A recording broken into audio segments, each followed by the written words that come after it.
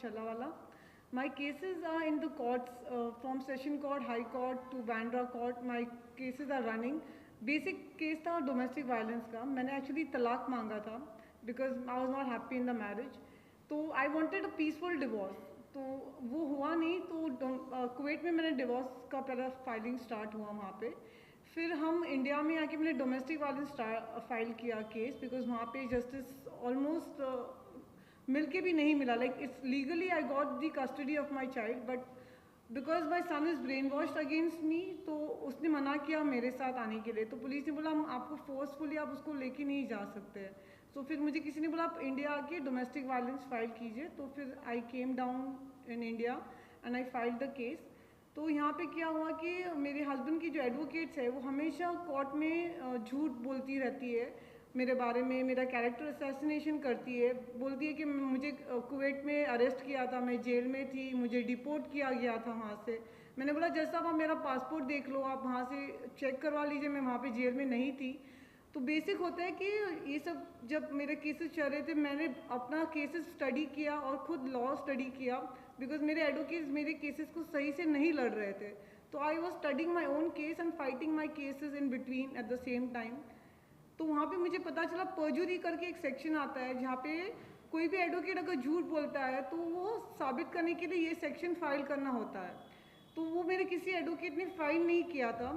तो मैंने बस यही बात किया है मेरे बुक में कि एक एडवोकेट जो मेरे खिलाफ खड़ी है, मेरे एडवोकेट को मेरे हस्बैंड को सपोर्ट कर रही है, पर वो झूठ पे झूठ बोलती जा रही है कोर्ट में, और मैं इतनी हेल्पलेस फील कर रही हूँ कि मैं क्या बताऊँ. तो एक बार तो इस हद तक चली गई, वो उसने झूठा केस मेरे ऊपर डाल के मुझे जेल में डाल दिया. उसने 40 डेज़ में अंदर थी. एक छोटी सी मारपीट जो होती है जिसमें ज़्यादा से ज़्यादा लोग 2 दिन होते हैं, मुझे पुलिस स्टेशन में भी बताया गया था और अंदर जेल में भी लोगों ने बताया था कि तू कल ही निकल जाएगी, ये छोटी मोटी मारपीट में ज़्यादा दिन नहीं रहते कोई यहाँ पे. तो 40 डेज़ में अंदर थी. मेरी एंटीसिपेटरी बेल कैंसिल हुई. मैंने जैसा आपको लोअर कोर्ट हाई कोर्ट में समझाया कि ये झूठी FIR है, मैंने उसको नहीं मारा है, मेरे पास खंजर नहीं था जो FIR चार्जशीट में लिखा गया है. अब फिर एंटीसिपेटरी बेल कैंसिल हुई तो मैं अंदर गई. फिर बेल के लिए अप्लाई किया एडवोकेट ने, वो रिजेक्ट हुई लोअर कोर्ट में. कहीं ना कहीं हाई कोर्ट में, किला कोर्ट ने जज साहब को इंसिस्ट किया आप मेरा CCTV फुटेज देखो, बिकॉज पुलिस ने वो CCTV footage within 1 week of the incident देख लिया था. इंसिडेंट हुआ था जैन में, 19 जैन, और विद इन 1 वीक पुलिस वालों ने मेरा CCTV footage they had seen. उन्होंने खुद बोला कि इसमें तो पता चलता है आपने कुछ गलत नहीं किया, ये पूरी झूठी FIR है. पर कोर्ट में वो CCTV फुटेज बहुत लेट आई मेरे अंदर जाने के बाद. पर जब जज ने वो देखा तो मुझे बेल दिया, तो मैं बाहर बेल पे आई हूँ, जबकि एक्चुअली मुझे डिस्चार्ज मिलना चाहिए बिकॉज वो केस पूरा झूठा केस है. तो मैं यही बता रही हूँ कोर्ट में कि एक एडवोकेट ने झूठी FIR की है और कोई उसके ऊपर एक्शन नहीं ले रहा है. वो मेरा हक छीन रही है, वो मेरा मेंटेनेंस का हक छीन रही है, मेरे बच्चे को मिलने का, जो माइनर है बिलो 18 है, मुझे उसको मिलने के लिए मना कर रहे हैं.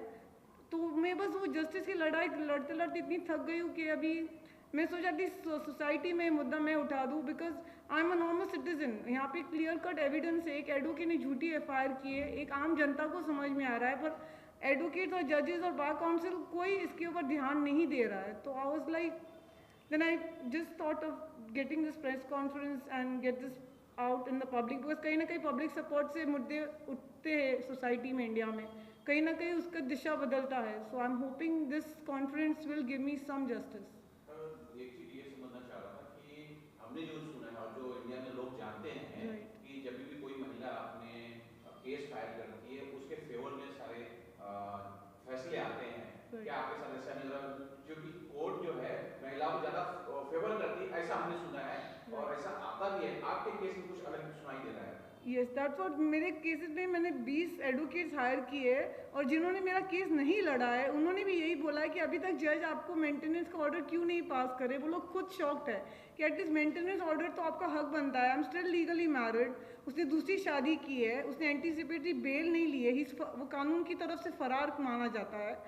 पर मेरे केस में ना डोमेस्टिक वायलेंस में मुझे मेंटेनेंस मिला है, ना बैंड्रा कोर्ट में CRPC 125 उसमें भी मेंटेनेंस मिला नहीं है अभी तक. उसकी 2 प्रॉपर्टीज़ है वो सीज करके भी मिलना चाहिए, वो नहीं मिल रहा है. मतलब कहीं पे भी जस्टिस. 3 साल हो गए, मैंने अभी तो केसेस भी बंद कर दिए, सिर्फ बैंड्रा कोर्ट का पेंडिंग रखा है. बिकॉज मेरे हस्बैंड ने कहीं ना कहीं बोला कि अगर तू केस बंद करेगी तो तुझे बेटे से बात करने दूंगा। तो वो शर्त तो मैंने पहले से ही बोला था कि मुझे सिर्फ बेटा चाहिए, मुझे तेरी I don't want money, you get me the right to see my son to speak to him. तो वो कंडीशन पे मैंने 2 केसेस तो बंद कर दिए। बांद्रा में अभी ओपन है मेरा case, thinking that I will keep it open till he does not come down to India and let me see my son, because this is the condition he put me कि आप बंद कर दो case, because वो फरार है, तो 498 की वजह से वो इंडिया नहीं आ सकता है। तो मैंने वो बंद किया, तो वो बोला मैं इंडिया में आऊँगा तो you can meet your son. अभी आई एम वेटिंग कि वो आ जाए। बंद तो कर दिया है मैंने 2 केसेस, 498 और domestic violence. In spite of all the evidences मैंने केस बंद किया है, which is a very sad thing in spite of evidences. अगर हमारे दर्शकों को बता सके कि आपके केस का और इस बुक का क्या संबंध है, थोड़ा खुल के बताएं। ये बुक किस लिए प्रकाशित की गई है? एक्चुअली मैंने तो 3 साल से मैंने सोचा था मैं अपनी ऑटोबायोग्राफी लिखूंगी, because books are always alive throughout your, even once you die, books है, मूवीज़ है, ये हमेशा ज़िंदा रहती है, इंसान को ज़िंदा रखती है। तो मैंने पहले फेसबुक पे लिखना शुरू किया, सोशल मीडिया पे अपने बारे में रोज़ में पोस्ट करती थी। फिर देन आई थॉट कि अभी मुझे बुक लिखना होगा। I think this is one, because जब मैं जेल में थी मैंने अरुंधति रॉय जी की एक बुक थी एल्जीब्रा ऑफ इन्फिनाइट जस्टिस, जो नर्मदा डैम के बारे में बात करी थी, कितना इनजस्टिस हुआ नर्मदा डैम जब बन रहा था। तो वहाँ से मुझे इंस्पिरेशन मिला कि मैं अपनी बुक लिखूंगी जहाँ पे कोर्ट का इनजस्टिस में एक टॉपिक लिख के I will write the book. So इसके लिए मैंने बुक लिखी है कि कितना इनजस्टिस है मेरे केस में, वो क्लियरली एविडेंस अवेलेबल है। मैंने क्वेश्चंस थ्रो किए रीडर्स को, आप ही देख लो कि ये लॉ ऐसा बोल रहा है, फिर भी मुझे एक भी कहीं पे भी जस्टिस नहीं मिल रहा है in spite of the law saying. मतलब I always praise the Indian judiciary. I think some advocates say कि इंडियन जुडिशरी स्लो है, लॉ सिस्टम सही नहीं है, laws are not good, but I don't agree. I think हमारी Indian judiciary इतनी अच्छी है, इतने अच्छे लॉज है हमारे, पर एडवोकेट और जजेस उसको सही से वो इम्प्लीमेंट नहीं करते हैं। तो मेरे केस में वही हो रहा है, इन स्पाइट ऑफ एविडेंसेस वो इम्प्लीमेंट नहीं हो रहा है। तो I have closed it right now 2 of my cases, and this is the book that talks about that no advocate can lie and no advocate can defend the culprit, because उसका section होता है perjury, जो उसको support करते हैं कि advocate झूठ नहीं बोल सकता है कोर्ट में। आप किसी कल्प्रिट को बचाने के लिए झूठ नहीं बोल सकते हो आप कोर्ट में। तो जो ज़्यादा जो बुक की बोल होती है, फिलहाल तो अभी जो बुक रीडर कम है, लेकिन आपने बुक छापा, इसलिए आपको बहुत बहुत बधाई। Thank you. क्योंकि बहुत मुश्किल होता है लिखना, और उससे मुश्किल है रीडर पाना, बहुत कम रीडर है। तो बहुत बहुत बधाई। लेकिन ये जानना चाह रहा हूँ कि जब बुक बनती है तो आम जनता के लिए उनके फायदे के लिए क्या इस पुस्तक के जरिए जो कुछ महिलाएं जिनके साथ कुछ ऐसी घटना डोमेस्टिक वायलेंस की होगी, उनको इससे फायदा होने वाला है? मैं एक्चुअली आई एक्सपेक्ट कि हर कोई अपनी किताब लिखना चाहिए जिन्होंने इनजस्टिस कोर्ट के थ्रू फेस किया है, तो लोगों को पता चले कि हमारे साथ कितना गलत होता है। कहीं ना कहीं मेंटेनेंस तो मिल जाता है पर इतना कम मिलता है, उनको धक्के खाने पड़ते हैं रोज़ कोर्ट में कि इतना मेंटेनेंस क्यों कम दिया है जबकि मेरा पति इतना ज़्यादा कमा रहा है। तो मिलने के बावजूद भी वो maintenance it's not justified, but still they come कि कुछ तो मिला। मेरे केस में तो वो भी नहीं है। तो आई एक्सपेक्ट कि every citizen should know what is their rights, they should stand for their rights and write their own books. Maybe somewhere the people will awaken, the court system will come to know कितना injustice क्यों हो रहा है, इतने crowd of cases pending क्यों है India में इन spite of the judiciary being so good. एक और सवाल जो मेरा है, अगर गलत होगा या मुझे ज़्यादा उसकी जानकारी नहीं, लेकिन आप बता सकें, इस्लाम का जो एक नियम होता है और एक हिंदू कोर्ट का नियम होता है, जो कुछ उसके जो आपके खिलाफ फैसला आ रहा है या आपका फेवर नहीं हो रहा है, क्या ये एक रीजन है कि इस्लाम और हिंदू के अलग अलग कुछ नियम्स हैं वो आड़े आ रहे हैं क्या? नो, बिकॉज मैंने डोमेस्टिक वायलेंस फाइल किया है, तो मैंने ऐसा कुछ भी मुस्लिम लॉ के हिसाब से कोई कहीं पे फाइल नहीं किया है केस। डिवोर्स के लिए जनरली लोग अपने रिलीजन के अंदर फाइलिंग करते हैं, पर मैंने वो नहीं किया। मैंने डोमेस्टिक वायलेंस फाइल किया which has got nothing to do with religion, so वो एंगल नहीं है मेरे केस में। फाइनली दर्शकों को क्या बोलना चाहेंगे, या जो हमारे ऑडियंस है जो सुन रही है आपको, तो क्या मुझसे बोलना चाहेंगे आप? मैं बस यही चाहती हूँ कि इस एडवोकेट जिसने मेरा हक छीना है और उसने झूठी एफआईआर की है, because of the CCTV footage I am out. नहीं तो मैं अंदर 8-10 साल रहती तो अंदर ही जेल में मर जाती मैं इस सदमे से। So I would want the judiciary, anybody listening out there, that this advocate should be arrested because she filed a false case, she is misusing the power being an advocate, which is not right. I would want her to be arrested. Sir आपसे जानना चाहूँगा, जरा अपने क्या संबंध फातिमा जी के साथ है और आप इनकी जो मुसीबतें हैं आप उनको किस प्रकार से हल करें, जरा आप दर्शकों को जाएं। एक्चुअली मैं एक फ़िल्म डायरेक्टर होने के नाते फ़िल्म इंडस्ट्री में काम करता हूँ, तो लोग जानते हैं कि अज़हर हुसैन लोगों के सपोर्ट के लिए हमेशा खड़ा रहता है। तो फातिमा जी के केसेस को मैं 3 साल से स्टडी कर रहा था कि 3 सालों से ये इंडिया और कुवैत से किस तरह से वो ट्रैवल कर रही है, किस तरह से परेशानियों से जूझ रही थी। बट फाइनली अभी मैंने सीरियस लिया इन चीज़ों को, क्योंकि जब इन्होंने किताब लिखा इनजस्टिस, तो मुझे लगा कि जस्टिस की जो ज़रूरत है हिंदुस्तान में, लोग अक्सर इससे मतलब परे हैं इन चीज़ों से, क्योंकि देश के अंदर में हर तरह का धर्म है हमारे हिंदुस्तान के अंदर में, हिंदू मुस्लिम सिख ईसाई सब मिक्स रहते हैं। हर किसी का अपना एक अलग अपना अपना एक हक है कि अब उनको एक समाज में उनको इंसाफ मिले, अपनी परेशानियों से वो बाहर निकाले जाए। क्योंकि फातिमा जी के अंदर पर्सनली ये था कि उनकी परिवार में, जैसे कि उनके हस्बैंड हैं, उनके हस्बैंड के साथ में इनका जो प्रॉब्लम हुआ, प्रॉब्लम के बाद उन्होंने अपनी कोर्ट में फाइल किया कि मैं आपसे डिवोर्स लेके सेपरेट होना चाहती हूँ और डिवोर्स में उससे बिना पे दूंगी जहाँ पे मुझे मेरे बेटे की कस्टडी दी जाए। बट उनकी बेटी की कस्टडी उनको नहीं दी गई और एक तलाक इनका हो गया, और उसके बाद ये इंडिया आती हैं और इंडिया में यहाँ पे केस फाइल करती हैं कि मुझे इंसाफ मिले। वो इंसाफ भी इनको नहीं मिल रहा है और जो कोर्ट के अंदर में जो वकील है वो इनके खिलाफ चले जा रहे हैं, क्योंकि आगे से कहीं ना कहीं प्रेशर हो रहा है कि इनके केस में ज़्यादा ध्यान ना दिया जाए, या फिर जिस तरह से वो केसेस लड़ रही हैं उस केसेस में ज़्यादा इन्वॉल्व मत हो, क्योंकि जो इनके अपोजिट में जो दूसरे एडवोकेट हैं वो कहा जाता है कि उस कोर्ट के चैम्बर की कुछ सीनियर हैं, जिसकी वजह से कोई दूसरा एडवोकेट खड़ा नहीं हो रहा। बट ऐसा नहीं है कि अगर आप कहीं पे भी किसी भी एडवोकेट को लेकर अगर कोई केस अगर लड़ना चाह रहे हो, अगर इंसाफ के लिए लड़ रहे हो, तो ये इनका पूरा हक बनता है कि अपोजिट में कोई भी खड़ा हो, इंसाफ चाहिए। तो अगर फातिमा जी अगर यहाँ तक पहुँची हैं और ये हमारी बुक इनजस्टिस अगर मार्केट में पब्लिश हो रही है, ये आपके लिए है। अगर आपको कहीं ना कहीं स्टोरी पढ़ के लगती है कि फातिमा जी को इंसाफ मिलना चाहिए, तो डेफिनेटली हम इनके साथ हैं। और मैं चाहूँगा कि आप लोग भी सपोर्ट करें इन चीज़ों के लिए कि वकील जो कोर्ट रूम के अंदर में एक सही इंसान के खिलाफ होकर जो लड़ रहे हैं वो गलत है।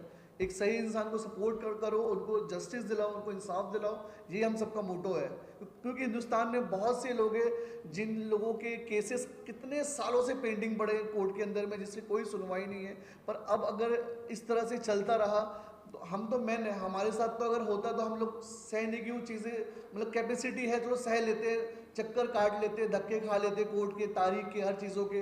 पर एक औरत किस तरह से जाएगी कोर्ट के चक्कर काटने, किस तरह से फाइनेंशियली सपोर्ट उसको मिलेगा इस जगह पे, ये इस कंडीशन पे आज खड़े कि इनकी फैमिली भी सपोर्ट यहाँ पे नहीं कर रही है। तो ये हमारे लिए बहुत मैटर करता है इन चीज़ों का कि जहाँ पे एक लेडी अपने इंसाफ के लिए लड़ रही है, उस जगह पे अगर समाज या फिर कोई गवर्नमेंट या कोई भी कानून सपोर्ट नहीं कर रहा, तो इन्हें यहाँ पे आगे आना पड़ेगा। और हम सब जैसे दोस्त इनके आगे सपोर्ट के लिए खड़े रहेंगे हमेशा। मैं सबसे पहले बात कहना चाहता हूँ, फातिमा आज एक हमारे समाज की एक ऐसी महिला है जो एक ताकतवर इंसान से लड़ रही है। हमारे देश में नारा दिया जाता है बेटी बचाओ बेटी पढ़ाओ, लेकिन होता उसके उलट है। हमें लगा पता कि अजहर ने इनको सपोर्ट किया है। अजहर मेरा भाई है छोटा और अच्छी डायरेक्शन करता है, डायरेक्टर है इंडस्ट्री में। उसने बोला भाई ऐसे ऐसे कहानी है, एक हमारी मिलने वाली दोस्त है, उन्होंने ये बुक लिखी है।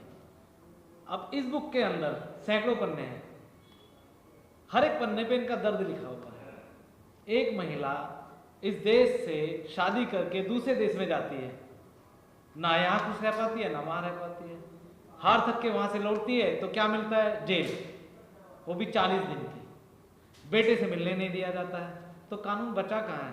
कानून के रक्षक जब भक्षक बन जाएं तो कानून बचता नहीं है। आने वाले टाइम में क्या होगा? आज ये प्रेस कॉन्फ्रेंस होगी, 10-20-50,000 लोग देखेंगे। जब ये हार थक जाएंगी, आत्महत्या करेंगी और एक मोमबत्ती जला करके सब लोग बोलेंगे बहुत अच्छी थी। इससे ज़्यादा कुछ नहीं होने वाला। अगर आप इसको सपोर्ट कर सकते हैं तो इनकी बुक को जाकर के अमेज़न पे पढ़िए, इनके दर्द को जानिए। ये देखिए कि एक महिला माँ भी होती है, बेटी भी होती है, बहन भी होती है, बीवी भी होती है। अगर महिला नहीं बचेगी तो कैसे माँ पाओगे, कैसे बेटी पाओगे, कैसे बीवी बनाओगे? तो किसी के दर्द को समझने की बहुत ज़्यादा ज़रूरत है।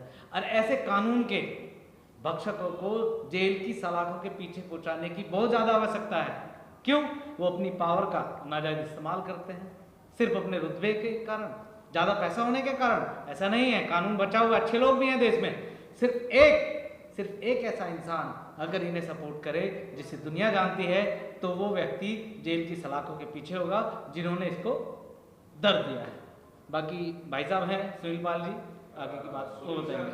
आप कॉमेडियन हैं, लोग को हंसाते हैं, लेकिन इस वक्त थोड़ा मुद्दा गमगीन है। एक पुस्तक आपके सामने ही है और फातिमा जी ने लिखा है और इन्होंने अपने दर्द को बयां किया है।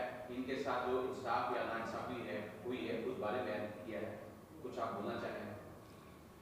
बस मैं तो यही कहना चाहूँगा कि फातिमा जी इस वक्त जिस दौर से गुजर रही है, इनके नाम में ही माँ है। तो फातिमा को पूरे समाज की तरफ से, पूरे देश की तरफ से एक सपोर्ट मिलना चाहिए। और कानून और न्याय व्यवस्था पे तो हमको हमेशा ही भरोसा है। हमारा देश का कानून जो है, मैं समझता हूँ कि उस न्याय प्रणाली पर, सत्य में जयते पर हमें पूरा विश्वास है। सत्य जो है थोड़ा सा पराजित तो नहीं हो सकता, लेकिन हाँ परेशान ज़रूर होता है। तो सत्य को हम परेशान होता देख रहे हैं, लेकिन न्याय प्रणाली के अगर विषय में कहूँ तो मुझे लगता है कि जुडिशरी हमारी कोर्ट की तरफ से, न्याय की तरफ से एक दिन इनको इंसाफ मिलेगा, क्योंकि कोई भी इंसाफ से बड़ा नहीं होता, कानून से बड़ा नहीं होता। हर व्यक्ति वहाँ पर सब एक जैसे हैं। और इसी विश्वास पर जस्टिस जो इन्होंने किताब लिखी है, मैं समझता हूँ कि इस किताब को भी पूरे देश और दुनिया वालों को तक पहुँचना चाहिए, पढ़ना चाहिए, ताकि आगे चल के एक नया सबक मिले, रास्ता मिले और कोई भी माँ फातिमा ना या उनकी जर्नी के हिसाब से। फातिमा जी, जैसे सर ने कहा कि सत्य पराजित नहीं हो सकता, परेशान हो सकता है और सच में आपकी जीत होगी। और जो पुस्तक में आपने लिखा है, आप उस दर्द को जैसे आपकी आंखों में मैं देख सकता हूँ, उस दर्द को लोग समझेंगे। और अभी जहाँ मैं देखा कुछ लोग आपसे जुड़ रहे हैं, पूरा आवाम, पूरा हिंदुस्तान आपसे जुड़ेगा, आपको न्याय देगा। और फाइनली आप कुछ अगर आवाम से कुछ अपील करना चाहें?